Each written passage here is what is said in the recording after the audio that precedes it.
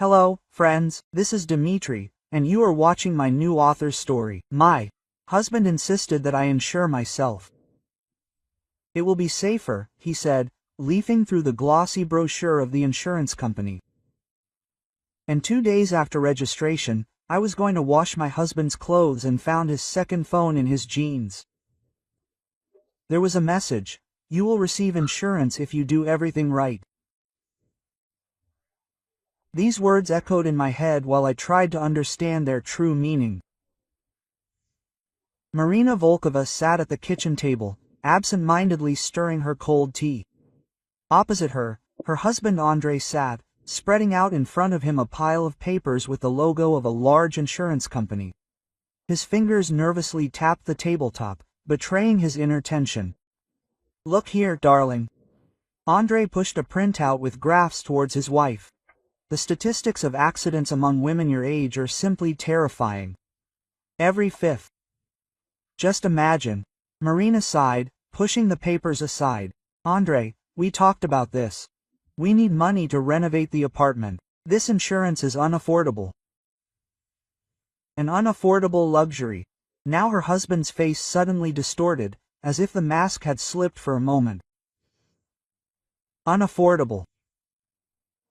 His voice became harsh and alien. "And your safety is, in your opinion, a luxury. I will not be able to forgive myself if something happens to you." Marina recoiled, surprised by the sudden change in her usually calm husband.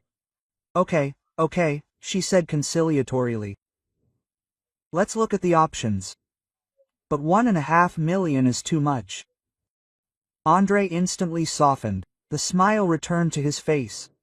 "That's great, honey. I've already picked out several suitable plans. Look, this one covers almost all possible risks." The next half hour was spent discussing the details of the insurance policy. Marina felt stunned by the flow of information and her husband's persistence.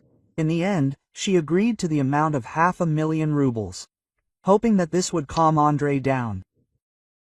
2 days later, Marina was doing her usual housework. While collecting dirty laundry for washing, she automatically checked the pockets of Andrei's jeans. Her fingers felt something hard and rectangular. A phone? Confused, Marina took out an unfamiliar smartphone. She had never seen her husband have one. After hesitating for a second, the woman pressed the power button. The screen came to life, showing several unread messages. Marina's heart pounded when she saw the contact's name. Partner. With trembling fingers, she opened the correspondence and read the last message. "You'll get the insurance if you do everything right." The blood drained from Marina's face. She felt the earth slipping out from under her feet. Really? Is Andrei planning? No, it's impossible. But doubts had already penetrated her consciousness, poisoning everything around with suspicion. Suddenly, Marina heard the sound of the front door opening. Andrei returned home earlier than usual. Panic gripped the woman. She tried to quickly put the phone back in her pocket, but her hands wouldn't obey her because of the excitement. The phone slipped out of her fingers and fell to the floor with a dull thud. Marina froze, listening to her husband's steps on the stairs. Her heart was ready to jump out of her chest. With trembling hands, she picked up the phone and stuffed it back into his jeans pocket. At the last moment, when Andrei's steps were already heard in the hallway, Marina grabbed the laundry basket and pretended that she had just entered the room. "Hello, darling," she exclaimed, trying to make her voice sound natural. "You're early today." Andrei smiled, kissing his wife on the cheek. "Decided to surprise you. How about dinner at a restaurant tonight?"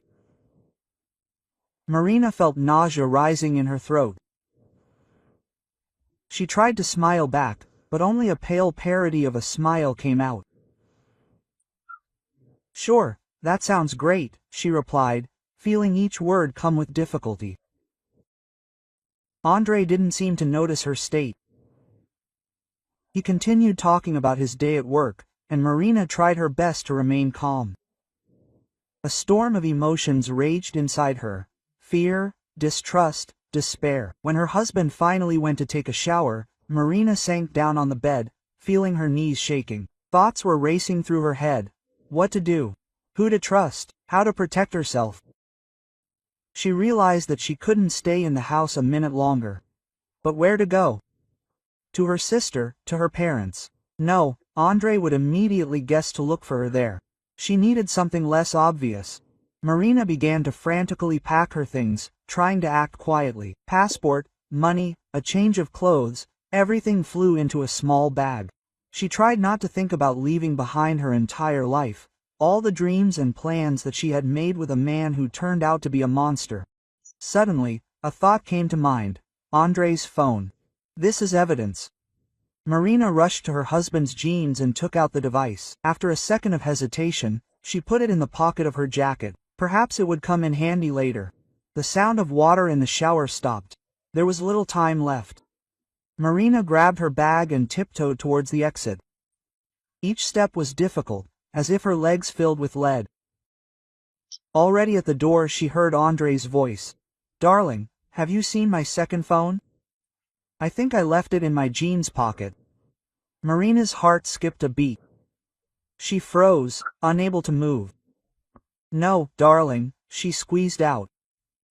"I didn't see him." Strangely, Andre's voice took on a note of concern. "I need him urgently. Could you take a look?" Marina understood at tones. "And Kenny." Another second, and Andre will come out of the bathroom and see her with her bag by the door. She jerked the handle sharply and ran out onto the landing. Quote, "Marina, what's going on?" She heard her husband's surprised cry, but she was already running down the stairs, jumping over each step. Her heart was pounding like crazy, the blood was roaring in her ears. She heard quick footsteps behind her. Andre gave chase. Jumping out onto the street, Marina looked around for a taxi. As luck would have it, there wasn't a single car nearby. She ran along the road, looking back every now and then. Andre ran out of the entrance on the run, pulling on his jacket. "Marina, stop, let's talk." But she didn't hear him anymore. Adrenaline drove her forward, away from the man she considered her beloved, and now feared more than anything in the world. A metro station appeared around the corner. Marina rushed towards it, realizing that she had a better chance of getting lost in the subway. She flew into the lobby, almost knocking down an elderly woman. Quote, "Excuse me," Marina shouted as she ran, squeezing through the turnstile. Shouts were heard behind her. It seemed that Andre was trying to break through without a ticket. Marina did not look back. She rushed down the escalator, pushing aside disgruntled passengers. The train doors were just closing on the platform. Marina squeezed into the carriage at the last moment, feeling the doors pressing her bag. The train moved. Breathing heavily, she leaned against the wall of the carriage and closed her eyes. Only now did Marina allow herself to realize the full horror of what had happened. Tears rolled down her cheeks, her shoulders shook from silent sobs. The passengers looked at the sobbing woman with bewilderment and sympathy, but no one dared to approach. Marina did not notice their glances. One thought was spinning in her head: what now? Where to go? How to live on? The train rushed through the darkness of the tunnel, taking Marina into the unknown. She did not know what awaited her ahead, but she knew one thing for sure: there was no turning back. The life she knew was left behind, shattered by the betrayal of the closest person. Marina took Andre's phone out of her pocket. There was no password. Apparently, her husband did not expect that the device would fall into the wrong hands. With trembling fingers, she opened the correspondence with her partner. With each message she read, the horror and disgust grew. The plan was thought out to the smallest detail. An accident on vacation, a fast-acting poison without a trace, bribed by a pathologist. Marina realized that she had miraculously managed to escape death. Now she had proof of a criminal conspiracy. But who to trust? Marina was afraid to go to the police. Suddenly Andre had connections there too. She needed to find a safe haven and think everything over carefully. Suddenly, the face of Father Mikhail, a family friend who baptized Marina as a child. He had always been kind to her, and his small parish was far from the city. Perhaps this was the only chance to find help and protection. Marina got off at the final station and caught a taxi. All the way to the suburbs, she looked around nervously, expecting to see her pursuers, but it seemed she had managed to break away. The small wooden church seemed to her the most beautiful sight in the world. Father Mikhail met her at the threshold, surprised by the late visit. But, seeing Marina's tear-stained face, he led her inside without further questions. "My child, what happened?" the priest asked softly, sitting Marina down in a chair and pouring her tea. "And then the dam broke." Marina told everything. About her husband's strange behavior, about the phone she found, about the insurance and the creepy messages. Father Mikhail listened in silence, only occasionally shaking his head. When Marina finished her story, silence hung in the church. Father Mikhail thoughtfully stroked beard. Quote, "The situation is really serious," he finally said. "But do not despair. God will not abandon you in trouble." He suggested that Marina stay in a small room at the temple. "No one will find you here. And in the morning we will think about what to do next. Perhaps it is worth contacting my old friend in the police, a man I trust." Marina accepted the offer with gratitude. For the first time in this terrible day, she felt a problem. Perhaps not all was lost.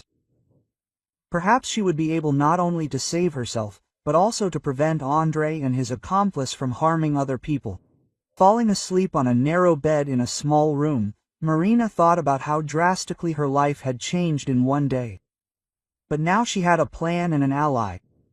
Tomorrow a new chapter of her life would begin, a chapter of the fight for justice and retribution.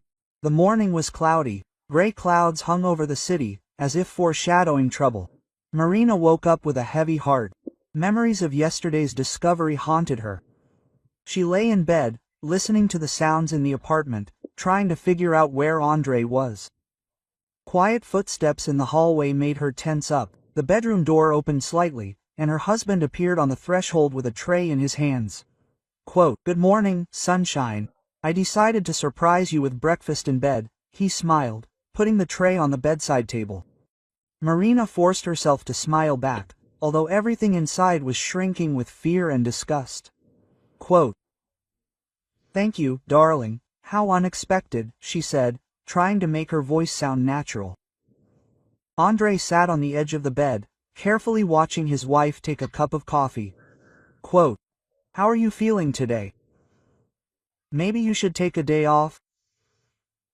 There was concern in his voice, but Marina could no longer trust this mask. No, everything is fine. Just a little tired yesterday," she answered, pretending to sip her coffee. In fact, not a crumb passed her lips. Now Marina was afraid even of tap water. Andre nodded, stroking her hand. "You've been working a lot lately. We both could use a rest. How about a romantic dinner tonight? I've booked a table on the river terrace." Quote. Marina's heart skipped a beat. A restaurant on the riverbank. The perfect place for an accident. "Sounds wonderful," she squeezed out. "But maybe we'll have dinner at home. I could cook your favorite dish." Quote. Andre's face distorted with displeasure for a moment, but he quickly pulled himself together. No, darling, you're already working a lot. Let me spoil you. Besides, I have a surprise." Quote. Marina felt a chill run down her spine. A surprise. She was sure that it didn't bode well. "Okay, honey, see you tonight then," she agreed, mentally planning her escape routes. Marina had been on edge all day. She couldn't concentrate at work, constantly checking her phone in anticipation of a message from Andre. He had indeed started texting more often, asking about her plans and reminding her about their evening date. Her colleagues had noticed her nervousness. "Marina, are you okay?" Olga asked, sitting at the next table. "Are you a bit nervous today?" Marina tried to smile. "Everything's fine. I'm just nervous before an important dinner," she replied, realizing how ambiguous it sounded. By the end of the workday, Marina was on the verge of a nervous breakdown. She tried to call the police several times, but stopped herself each time. Without proof, no one would believe her, and Andre could become even more dangerous. At the appointed time, Andre picked her up at work. "You look especially beautiful today," he smiled, opening the car door. Marina got into the car, feeling trapped. On the way to the restaurant, Andre was unusually talkative, talking about his plans for the future, about a possible promotion at work. Marina listened with half an ear, feverishly thinking over her plan of action. The river terrace greeted them with soft candlelight and the sounds of live music. Andre gallantly pulled out his chair, seating his wife at a table by the window overlooking the river. Quote, "A wonderful evening, isn't it?" he said, raising his glass of wine. Marina nodded, pretending to sip her drink. In fact, she wasn't going to eat or drink anything in this restaurant. Quote, "Yes, wonderful," she replied, absent-mindedly looking at the menu. Andre ordered for both of them, choosing Marina's favorite risotto with wild mushrooms. Quote, "You love this dish, don't you, dear?" he asked with emphasis in his voice. Marina felt nausea rising in her throat. Quote, "Yes, of course," she forced out. "But I'm not very hungry today. Maybe just a salad?" Andre's face distorted with irritation for a moment. No, you need to eat well. "You've lost a lot of weight lately," he insisted, and Marina heard a threat in his voice. When the order arrived, Andre insisted that Marina try his portion. Quote, "Come on, honey, it's so romantic to eat from the same plate," he smiled, putting mushrooms on her plate. Marina realized that she had no choice. She slowly brought the fork to her mouth, mentally praying that the poison would not take effect immediately. She spat the first bite into a napkin unnoticed, but Andre did not take his eyes off her. Quote, "Well, is it tasty?" he asked, watching his wife's reaction closely. Marina nodded, feeling panic rising in her throat. Quote, "Very," she whispered, pretending to chew the next piece. A few minutes later, Marina felt the room begin to spin. Sharp spasms appeared in her stomach. Nausea rose in her throat. Quote, "I don't feel well," she muttered, trying to get up from the table. Andre jumped up, supporting her. Quote, "Are you feeling unwell, dear? Let me take you to the restroom," he said. But there was no worry in his voice. Marina struggled to get to the toilet, where she immediately threw up. She tried to induce vomiting again, hoping to get rid of the poison, but her body would not obey. Her eyes were darkening, her legs were buckling. Coming out of the stall, she saw her reflection in the mirror. A pale face, dilated pupils. Marina realized that she had almost no time left. With shaking hands, she took out her phone and tried to dial the emergency number, but her fingers did not obey. The numbers were blurry before her eyes. At that moment, the toilet door opened and Andre came in. "Are you feeling better, my dear?" he asked with feigned concern.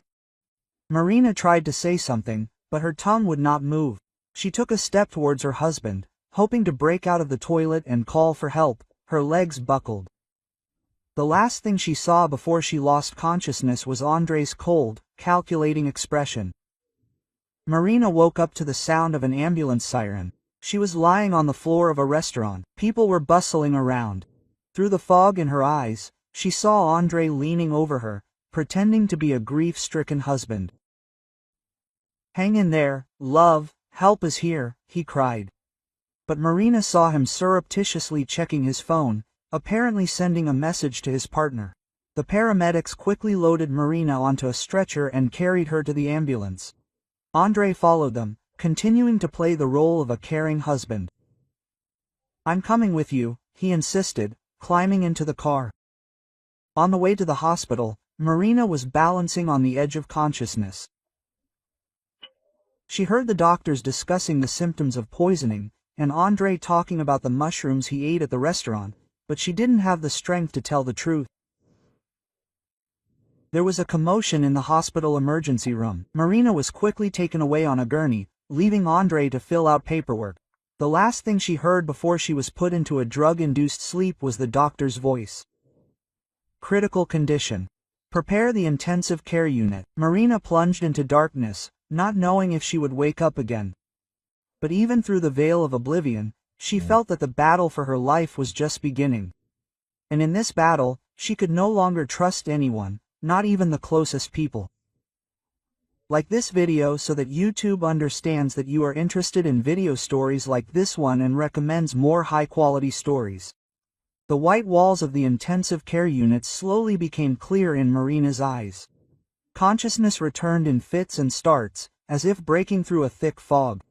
The first thing she felt was a sharp pain all over her body and dry mouth.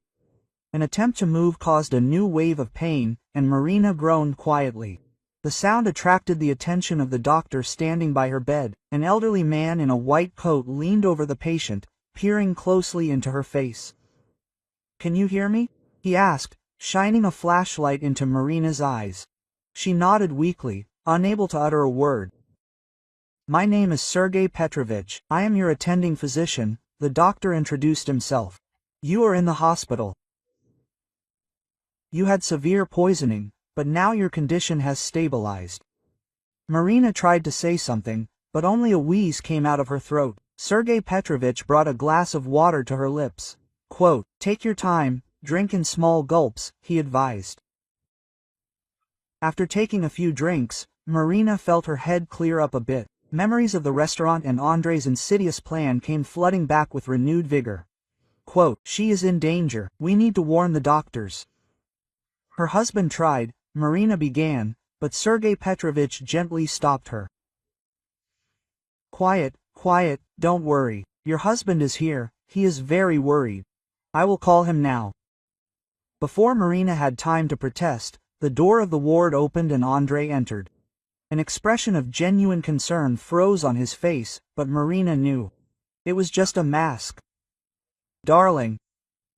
You finally woke up," he exclaimed, throwing himself like a bed.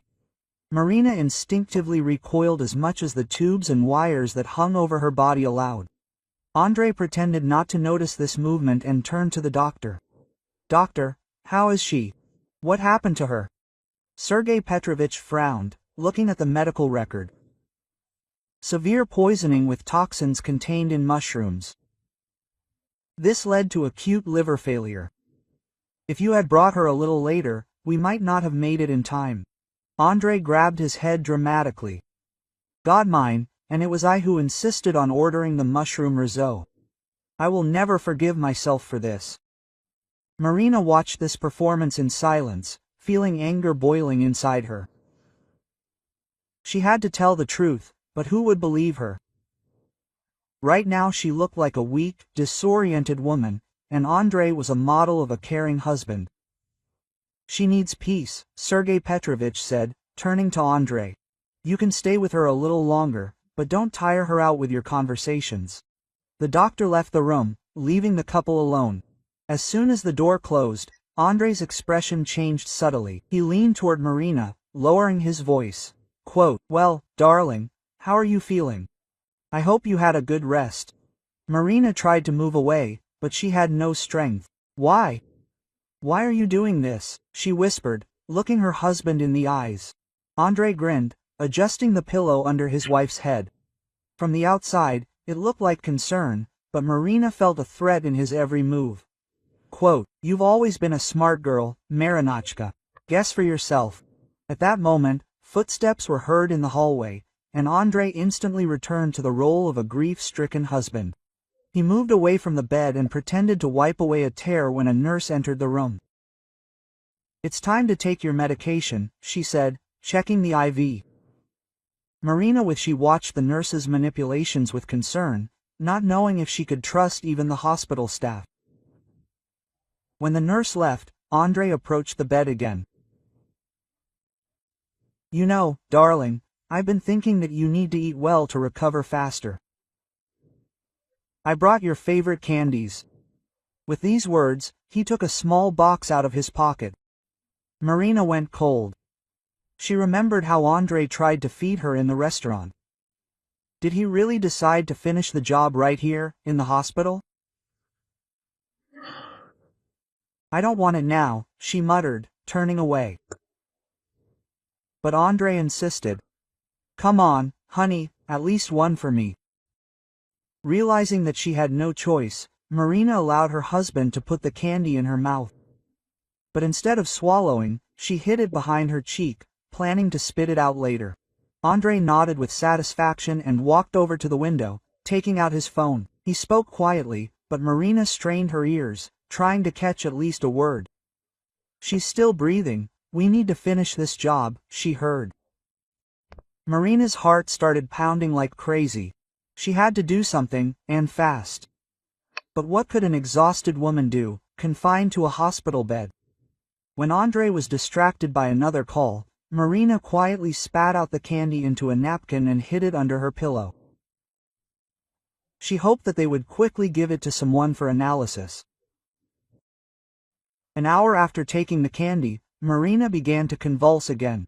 She writhed in pain, realizing that the poison had entered her body after all, apparently through the mucous membrane of her mouth. Sergei Petrovich, called by the nurses, anxiously examined the patient. "The condition has worsened sharply," he muttered, making notes on the chart.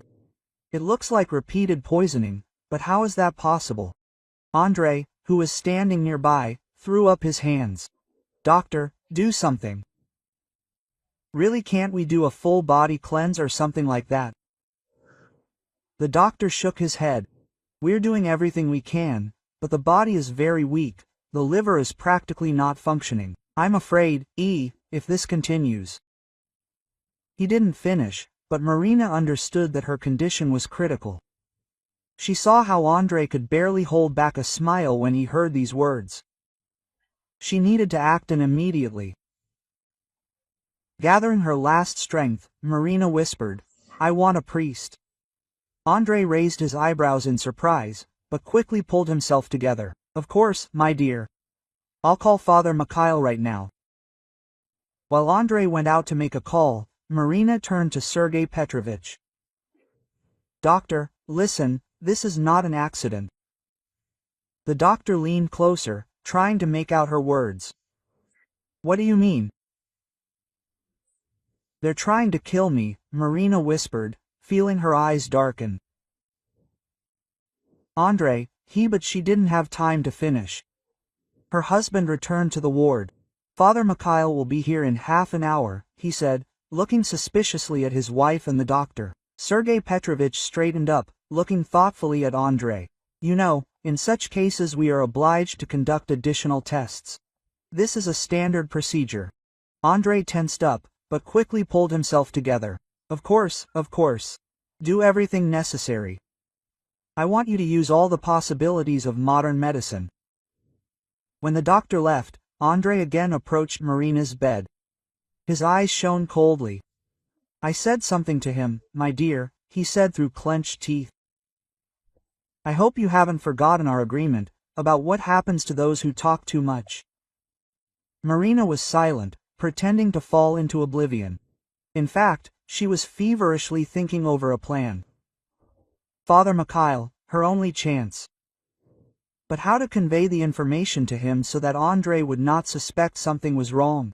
Time dragged on painfully slowly. Marina balanced on the edge of consciousness, fighting the effect of the poison and trying to maintain clarity of thought. Finally, an elderly priest with kind eyes entered the room. "Hello, my child," he said softly, approaching the bed. Andre immediately jumped up. "Father Mikhail, I'm so glad you came. Marina really needs spiritual support right now." Quote. The priest nodded. Of course, but for confession we need to be alone." Andre hesitated, but Father Mikhail gently but insistently asked him to leave. Left alone with Marina, the priest leaned towards her. "What happened, daughter?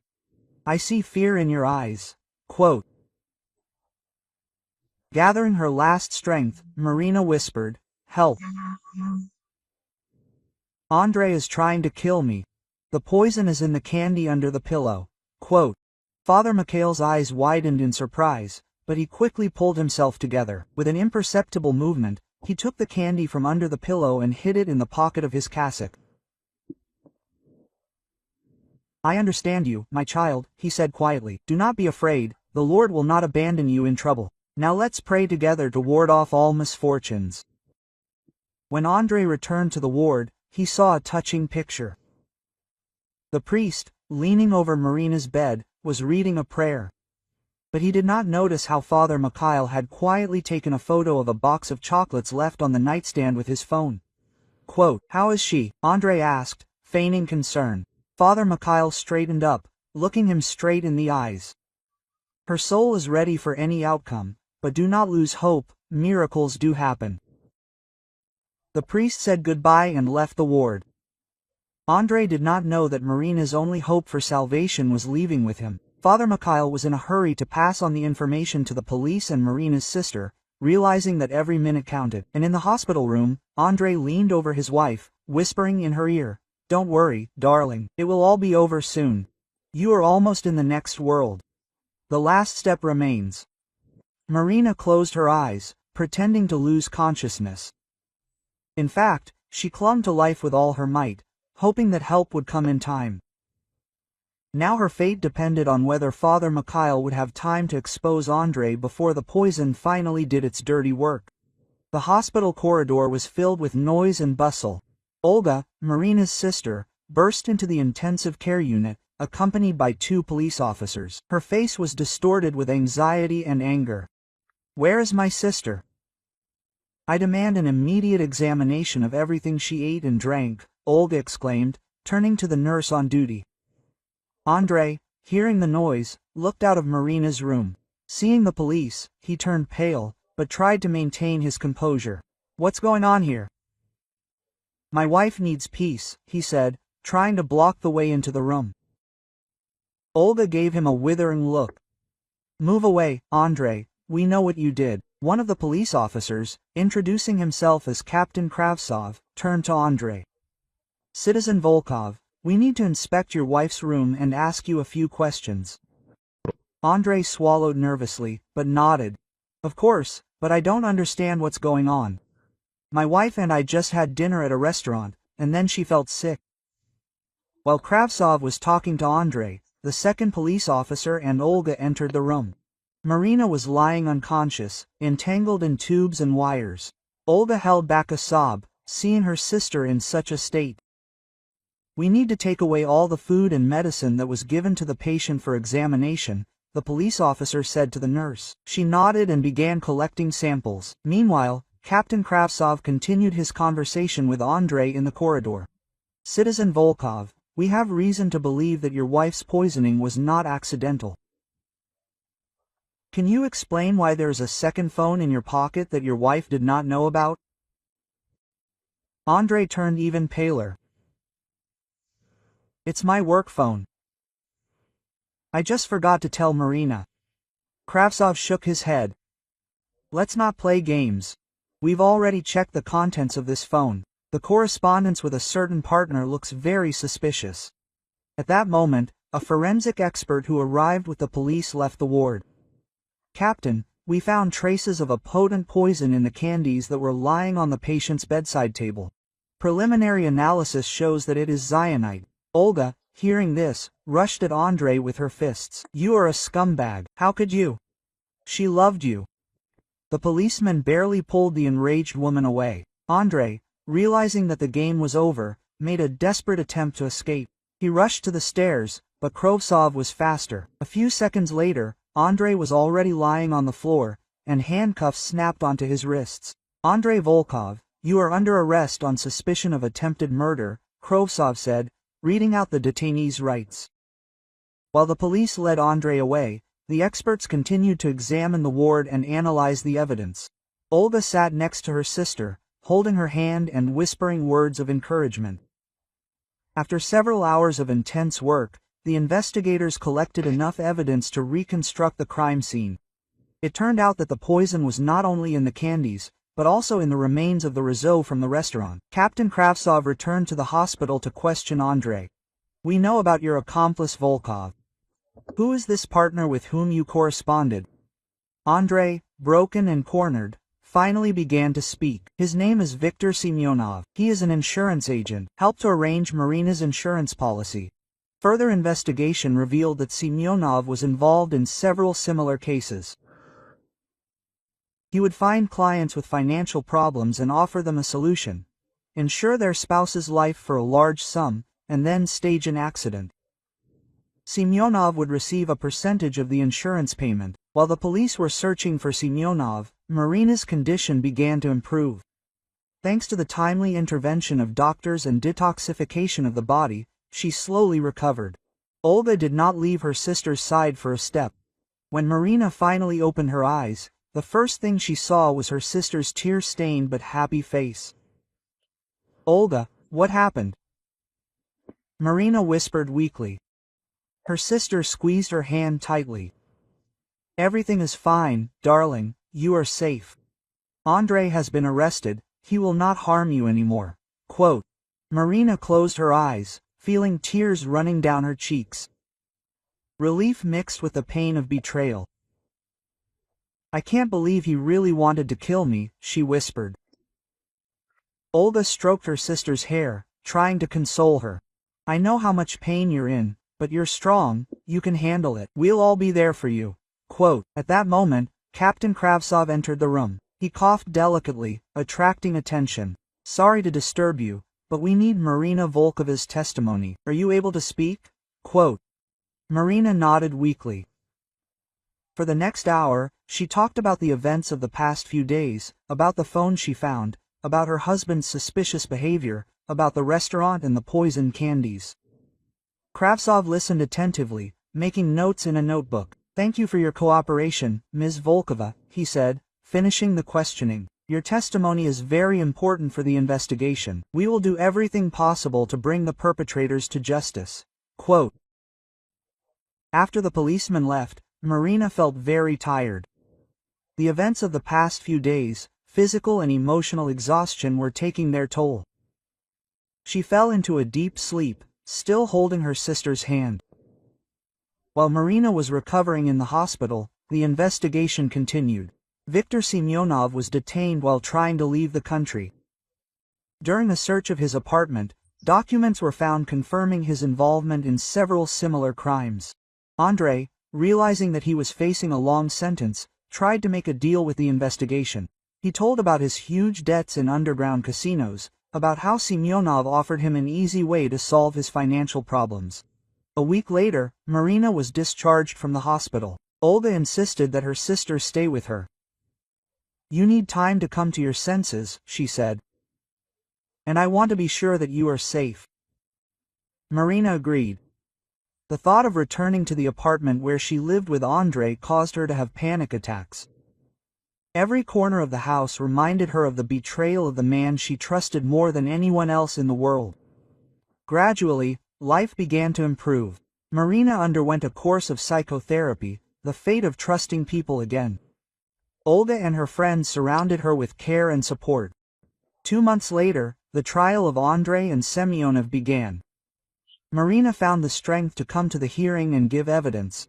Looking into her husband's eyes, she did not see a drop of remorse there, only cold calculation and anger that the plan had failed. The court sentenced Andrei to 15 years in prison for attempted murder, and Semyonov to 12 years for complicity and fraud on an especially large scale. In addition, cases were opened on other episodes in which Andrei appeared Semyonov. After the trial ended, Marina felt ready to start a new life. She filed for divorce, sold her apartment and decided to move to another city, where a new job was waiting for her. While packing, Marina came across an album with wedding photos. She looked at the happy faces of the newlyweds for a long time, not recognizing herself and the person next to her. Then she decisively threw the album into the fireplace. Watching the flames devour the paper, Marina felt the pain and resentment go away.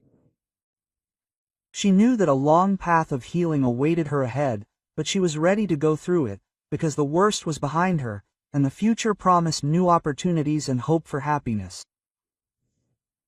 The sun's rays broke through the blinds, illuminating the hospital ward. Marina slowly opened her eyes, getting used to the bright light. 2 weeks had passed since the day when her life turned upside down. 2 weeks of struggle, more and gradual recovery. Olga was dozing next to the bed, not leaving her sister's side for a step. All this time, Marina smiled weakly, looking at her sister's sunken face. She was infinitely grateful for this support. Dr. Sergei Petrovich quietly entered the room. Seeing that the patient was not sleeping, he came closer. "How are you feeling today, Marina Alexeyevna?" he asked, checking the indicators on the monitors. "Better, thank you," Marina answered. Her voice was still weak, but her strength was returning with each passing day. "When will I be discharged?" The doctor looked thoughtfully at the test results. "If the dynamics remain so good, then in a couple of days we will be able to let you go home. But you will need to come for examinations regularly." The word home caused mixed feelings in Marina. The apartment where she lived with Andrei no longer seemed like a safe place. Every corner there reminded her of betrayal. Olga, who woke up from the conversation, immediately intervened. "Marina will stay with me until she fully recovers. I have already prepared everything." Marina gratefully squeezed her sister's hand. She knew that there was still a long way ahead, not only physical, but also emotional recovery. At that moment, Captain Kravtsov entered the ward. He politely greeted Marina and turned to her. "Sorry for disturbing you, but we need your testimony to complete the case. Are you ready to talk?" Marina nodded. She understood that this conversation was inevitable, although she was afraid to relive all the terrible events. For the next hour, Marina talked about how she found Andrei's second phone, about her husband's suspicious behavior, about the fateful dinner in the restaurant and the poisoned candies in the hospital. Kravtsov listened attentively, making notes in his notebook. "Thank you for your cooperation," the captain said, finishing the questioning. "Your testimony is very important for the investigation. We have already collected enough evidence against your husband and his accomplice." Marina shuddered when she heard the word husband. Quote, "Ex-husband," she corrected. "I filed for divorce as soon as I came to my senses." Kravtsov nodded with understanding. "It is your right. I want to assure you that both Andrei Volkov and Viktor Semyonov will appear in court. They face long prison terms." After the policeman left, Marina felt relieved. The story of what had happened seemed to lift a weight from her soul. Now she could focus on her recovery and plans for the future. The days in the hospital dragged on slowly. Marina was undergoing a course of detoxification, gradually restoring her health. Olga brought books and magazines, trying to distract her sister from difficult thoughts. Finally, the day of discharge came. Marina crossed the threshold of Olga's apartment with trepidation. Everything was different here, bright, cozy, without oppressive memories. Quote, "Make yourself at home," Olga said, showing her sister the room. "I took a leave of absence from work to be there for the first time." Marina hugged her sister, feeling tears of gratitude welling up in her eyes. "Thank you for everything."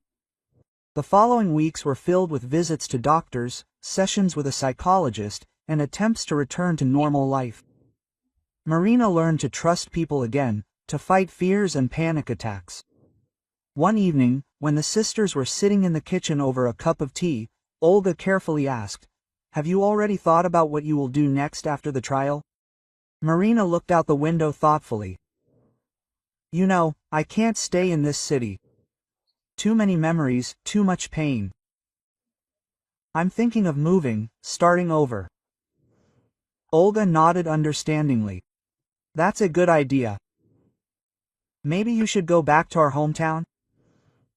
Mom and childhood friends are there." Marina shook her head. "No, I want to go where no one knows me, where there won't be sympathetic glances and whispers behind my back." The conversation was interrupted by a phone call. It was Captain Kravtsov, who announced that the trial of Andrei and Semyonov was scheduled for next week. The day of the trial came unexpectedly quickly. Marina was nervous, preparing to come face to face with the man she once loved and who had tried to kill her. The courtroom was full. Journalists, attracted by the high-profile case, were trying to get comments. Marina held Olga's hand, feeling her knees tremble. When Andrei was brought in, Marina involuntarily shuddered. He looked haggard, but there was no trace of remorse in his eyes, only cold calculation and anger. The trial lasted several days. The prosecutor presented irrefutable evidence of Andrei and Semyonov's guilt. Expertise confirmed the presence of poison in the solution from the restaurant and the candy from the hospital. Andrei's lawyer tried to prove that the poisoning was accidental, that his client had no intention of killing his wife, but correspondence with Semyonov and witness testimony shattered this version to smithereens. When Marina was called to testify, she felt a lump in her throat. But, looking at Olga's supportive smile, she found the strength to tell the court the whole truth. Quote, "I loved this man," Marina said, pointing at Andrei. "I trusted him more than anyone, and he cold-bloodedly planned my death for the sake of money." Silence fell in the courtroom. Even the seasoned judges were shocked by the cold-bloodedness of the crime. After long deliberations, the court passed sentence. Andrei received 15 years in prison for attempted murder, and Semyonov 12 years for complicity and fraud on an especially large scale. Leaving the courtroom, Marina felt a strange emptiness. Justice had triumphed, but the pain of betrayal still burned in her heart. Quote, "You're great," Olga said, hugging her sister. "Now it's all over. It's time to start a new life." Returning home, Marina began to pack her things. She decided not to put off moving. Sorting through old photo albums, she came across wedding photos. She looked at the happy faces of the newlyweds for a long time, not recognizing herself and the person next to her. Then she decisively threw the album into the fireplace. Watching the flames devour the paper, Marina felt the pain and resentment go away. A week later, she stood at the station, ready to go to a new city and a new life. Olga hugged her sister goodbye. Quote, "Call me every day," she said through tears. "And remember that you can always come back." Marina smiled, feeling hope blossom in her soul. "Thank you for everything. I will definitely call." The train started moving, taking Marina towards the unknown. She looked out the window at the receding city, realizing that she was leaving behind not only a place, but also a part of her life. Ahead was the unknown, but Marina felt stronger than ever. She had survived, dealt with betrayal, and was now ready to start all over again. A new city, a new job, new acquaintances. All this was waiting for her ahead. The train picked up speed, taking Marina into the future, full of hope and opportunities. She knew that the path to complete healing would be long, but she was ready to go through it, because the worst was behind her. And ahead was a new chapter of her life. A chapter that she would write herself. Without a shadow of past fears, disappointments. Yup,